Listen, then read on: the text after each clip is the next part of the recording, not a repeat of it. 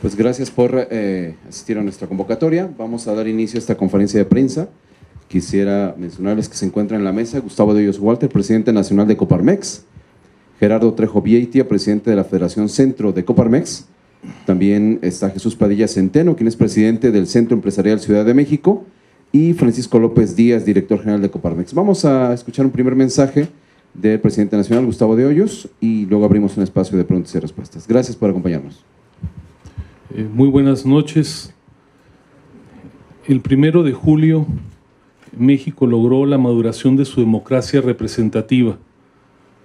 La vigencia de las leyes electorales, la actuación de las instituciones del Estado mexicano y sobre todo la participación de los ciudadanos han hecho posible una nueva alternancia política del Poder Ejecutivo Federal y en la integración del Congreso de la Unión, así como en centenares de gobiernos estatales y municipales.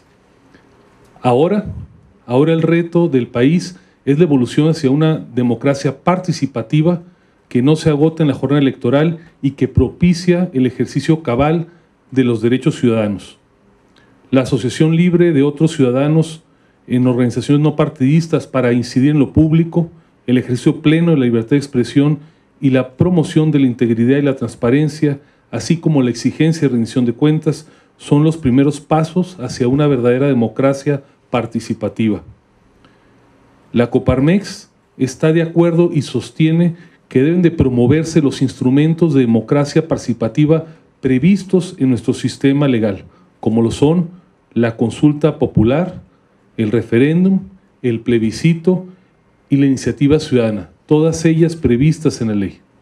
Estamos convencidos, absolutamente convencidos, de las grandes oportunidades que estos mecanismos ofrecen para la maduración de la democracia. Por ello, siempre apoyaremos su implementación apegada al marco constitucional y legal, lo que supone la participación de las instituciones del Estado facultadas legalmente para ello. La realización de la llamada Consulta Nacional sobre el Aeropuerto Internacional de México, a la que convocó el licenciado Andrés Manuel López Obrador, presidente electo de México, y que se realizó los días 26, 27 y 28 de octubre, ha dejado muchas lecciones a nuestro país. No vamos a realizar en este momento un recuento de las múltiples debilidades que dicho ejercicio ha tenido en su implementación. Han estado y están a la vista de todos. Tampoco haremos ahora un análisis pormenorizado sobre la falta de sustento legal del ejercicio y su claro desapego a las disposiciones legales en vigor. Sobradamente, dichas ilegalidades han sido explicadas por los expertos. Un importante aprendizaje, eso sí, es el interés creciente de los ciudadanos para ser actores y no solo espectadores de las grandes decisiones nacionales.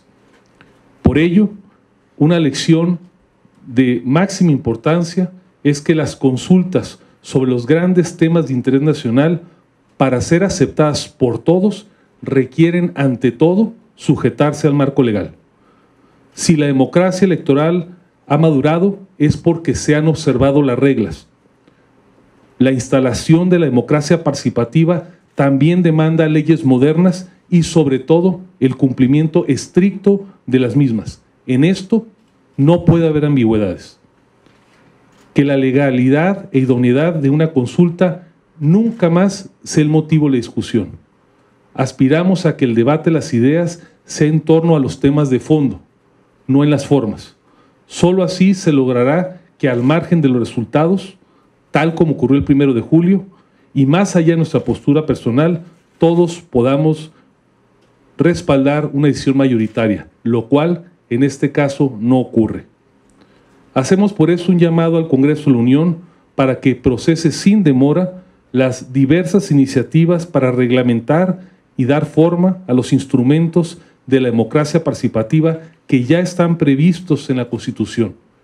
Necesitamos, le urgen al país reglas claras para el referéndum, para el plebiscito, para la iniciativa ciudadana, que deben de contar ya con un marco legal moderno y robusto que incentive su instalación definitiva en la democracia mexicana. En el caso de la consulta popular, la legislación ya existe y está en vigor. En tanto no sea modificada, debe ser respetada por todos, especialmente por el próximo titular del Poder Ejecutivo. Compartimos con el licenciado López Obrador su visión para que México deje de ser uno de los países con mayores índices de corrupción y que ha ratificado en el comunicado número 68 que se emitió en esta fecha. Desde luego que respaldaremos las acciones que en el marco de la ley se adopten para que el país se transforme en uno de los primeros en materia de honestidad y de integridad. De forma específica, expresamos que siempre apoyaremos cualquier acto que tienda a esclarecer un hecho de corrupción público y privado para que éste sea investigado, perseguido y en su caso juzgado. Sin embargo, en la misma convicción, exhortamos al presidente electo para que una vez que entre en funciones se apegue de forma irrestricta a la legalidad, que las decisiones de gobierno no sean inspiradas en posiciones dogmáticas o en posturas propias de la campaña electoral, la cual tuvo su momento y su circunstancia. Del jefe de Estado y de Gobierno esperamos acciones basadas en la certeza que proviene de las evidencias técnicas y en la valoración racional de lo que más conviene al país. Actuar y decidir con base en hechos y datos, no en sofismas y mitos, es propio de un gobernante moderno, y ello no está reñido con la cercanía con la gente y con la atención de la voluntad popular. Por el bien del país, esperamos que los anuncios que dará en las próximas horas el presidente electo en relación con la continuidad de la obra del Aeropuerto de México sean sensatas y acertadas. Que la obra que se construye en Texcoco sea concluida y esté al servicio del desarrollo, la economía y las comunicaciones del país. Termino diciendo, el pasado 1 de julio, el licenciado López Obrador emitió su primer mensaje al país como candidato triunfante. Su moderación en ese momento envió señales de certidumbre a todos, incluso a sus adversarios políticos y a los que no comparten su ideología. El próximo 29 de octubre, mañana, el licenciado López Obrador está llamado a emitir su primer mensaje relevante como presidente electo, que marcará desde antes de que inicie su presidencia.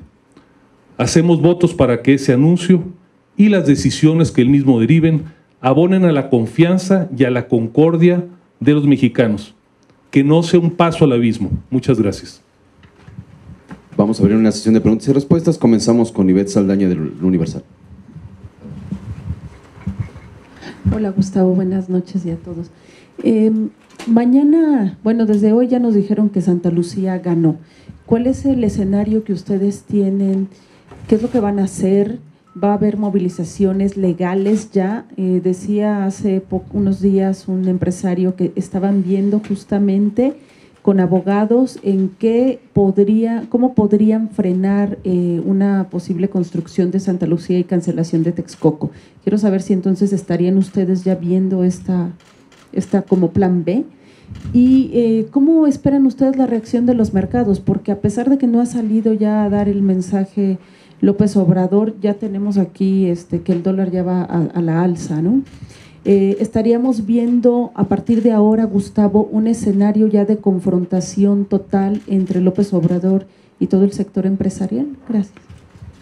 Las posiciones de la Coparmex siempre han estado y estarán apegadas al marco legal. Desde luego, como lo dijimos hace un momento, el anuncio que haga mañana el presidente electo va a marcar su presidencia. Nos dará luz de qué podemos esperar de él a partir del 1 de diciembre. Sin embargo, las decisiones como tales solo puede tomarlas a partir de esa fecha. Y desde luego, en el caso infortunado de que decidiere en su momento no continuar con este proyecto, evaluaremos absolutamente todas las posibilidades siempre dentro de la ley. Pensamos que el marco jurídico no puede ser violentado y de ser el caso de tomarse decisiones que vayan en contra del mismo, desde luego que valoraremos las instancias legales que procedan. Vamos con Julio Reina de La Jornada. Buenas noches, Gustavo. Una pregunta concreta, van a desconocer entonces los resultados de esta consulta primero, y entonces entiendo que van a esperar la última decisión que va a tomar el presidente electo el día de mañana. Lo dijimos en su momento, desde que se conoció los términos de la llamada consulta nacional. Lo digo con claridad. El resultado es producto de un proceso que carece de legitimidad legal y carece de validez estadística. Enhorabuena porque el presidente electo tenga un elemento más para tomar decisiones, pero la responsabilidad política y jurídica de las decisiones que adopte a partir del 1 de diciembre son suyas y exclusivamente suyas. Este proceso de consulta no es legalmente vinculante y la responsabilidad, insisto, jurídica y política es única y exclusivamente de quien la tome. Nancy Valderas, del Heraldo. Hola, buenas noches, gracias. Dependiendo de cuál sea el anuncio mañana del presidente electo, ¿ustedes ven alguna posibilidad de que, de que Santa Lucía pueda ser como atractiva para la inversión, o que lleguen como a un acuerdo de aquellos empresarios que confiaron en Texcoco y pues que ahora podrían volver la mirada hacia Santa Lucía, o se podría leer como una ruptura? Gracias. Esperamos un anuncio racional de parte del presidente electo. Nos parece que si a partir del 1 de diciembre se tomaran decisiones contrarias a la racionalidad del desarrollo del país, se la pensarán al menos varias veces, no 2 veces, y no solamente uno o 2 empresarios, sino cualquier empresario, para participar en una obra de esta característica. No vamos a anticipar vísperas, lo que sí puedo decirles que la decisión de la continuidad abona a la confianza, abona a la certidumbre. Una decisión en otro sentido, desde luego, abre un signo de interrogación sobre la claridad en las decisiones que se estarán tomando a partir del 1 de diciembre. Laura Arana, de Contrarréplica. Buenas noches. Preguntarle si este desprestigio se va a notar mañana a nivel internacional, lo que comentaban de cancelar una obra, si se llega a dar el caso, si nos pueden reiterar por favor esa postura, y cómo contener las consultas que lleva a cabo el presidente electo, si al final de cuentas siempre se ha venido manejando desde que fue jefe de gobierno el poner a consulta todos sus proyectos o los proyectos que él considera que son necesarios. Si serían suficientes estas iniciativas que están en el Congreso, por favor. Esperamos un anuncio racional mañana del presidente electo. Esperamos siempre lo mejor para el país, pero cada punto que baje una acción, cada centavo que se encarezca el tipo de cambio, tendrá un responsable y ese es el presidente electo. Hacemos votos para que el anuncio le abone a la confianza, a la certidumbre y que en ese sentido el país pueda seguir su ruta de desarrollo. Pero si no es así y hay consecuencias económicas, no habrá dudas, no habrá ninguna duda de quién tendremos que atribuirle esa responsabilidad. Por otro lado, pensamos que hay varias iniciativas provenientes de distintas formaciones políticas. Lo que no debe de quedar duda alguna es de la importancia que estas figuras que están ya reglamentadas en la Constitución tengan su puntualización en las leyes. Nunca más, como decía hace un momento, debe quedar al capricho de un gobernante, al arbitrio de una formación política, las características, la representatividad, los lugares donde se aplica una consulta que tenga que ver con un tema toral para la vida del país. Nuestra apuesta es por la legalidad, siempre lo ha sido y nos parece que en las decisiones torales del Estado mexicano tenemos cada vez más sujetarnos a eso precisamente, al imperio de la ley. Ahí están las iniciativas, esperamos que pronto, y por eso hacemos un llamado al Congreso para que se legisle cuanto antes en esa dirección. Miguel Alavés, del Sur de México. Buenas noches. Me gustaría consultarle si el presidente electo dijo que iba a tener una reunión con la iniciativa privada, con los principales contratistas, etcétera, antes de que se diera a conocer el resultado, con la intención de tranquilizarlos. Estoy citando lo que dio a entender el señor presidente electo. ¿Ya ustedes ya tuvieron un acercamiento, están dispuestos en caso de que ya haya habido la invitación, o de plano no han sido considerados para esta supuesta reunión que ni siquiera sabemos si se va a hacer o no? Muchas gracias. Yo espero que no se prendan fuegos para que no tengamos que andarlos apagando. No hay fuegos hoy. Si se prenden, sabemos cuándo y por qué. Nuestra apuesta es para que el país esté en un clima de tranquilidad, en una ruta del desarrollo, y que no haya decisiones que abonen precisamente a la creación de estos fuegos. Miguel Ramírez, de DNF. Buenos días, tardes, noches ya, perdón. La parte de, entonces, si el presidente dice que se van a respetar todos los contratos para dar esa confianza, ¿ustedes quedarían contentos y sentirían que es adecuado aún así todo cerrar este fuego que se puede comenzar? Si se invierten de manera irracional recursos del Estado mexicano para pagar una responsabilidad contractual de manera ilógica, innecesaria, es el más grande despropósito, el más grande derroche de recursos públicos en un país que evidentemente requiere su uso de manera óptima y racional. Nos interesa desde luego el cumplimiento del Estado de Derecho, y si es el caso, las empresas afectadas por una decisión estarán en su legítimo derecho de exigir lo que les corresponda. La pregunta es, ¿quién se encarga por el mejor interés del país? Más allá de las empresas, si el proyecto se interrumpe, el que pierde es México. Pero lo dije con claridad, el primero que pierde es el gobierno, porque es el que tendrá que pagar los platos rotos. Hugo Vega, de ADN 40. Gracias, Gustavo. Había dejado el presidente electo la posibilidad de que se pudiera concesionar el aeropuerto de Texcoco en caso de que hubiera la opción de Santa Lucía también.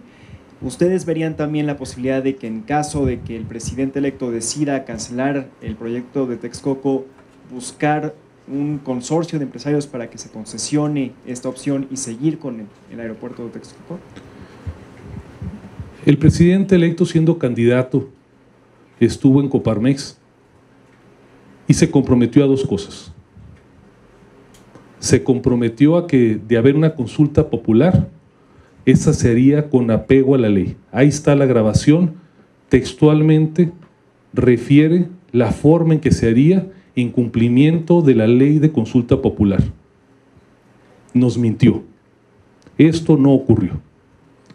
Y además se comprometió a que si había los recursos privados para que el Estado mexicano obtuviera el reembolso de lo invertido y los recursos privados para la conclusión del proyecto y su operación, no tendría inconveniente. Literalmente está firmado por el presidente electo. Nuestro llamado es a que honre la palabra y que se tome una decisión de fondo congruente a lo que nos dijo en la Coparmex. Julio Gutiérrez, de 24 horas. Gracias, Gustavo. Buenas noches. Nada más dos cosas para puntualizar. Entonces, la Coparmex se pronuncia totalmente a favor de Texcoco y es muy notorio que los contratos por parte del Grupo Aeroportuario dicen que esos contratos solamente pueden ser utilizados para el aeropuerto de Texcoco y no para Santa Lucía. Saber qué opinión te respecta a esto. Nuestra postura ha sido clara en ese sentido. Estamos convencidos de que el único proyecto que hoy por hoy cuenta con los estudios técnicos, financieros, de mercado, aeronáuticos suficientes para garantizar su viabilidad es el proyecto que está en construcción.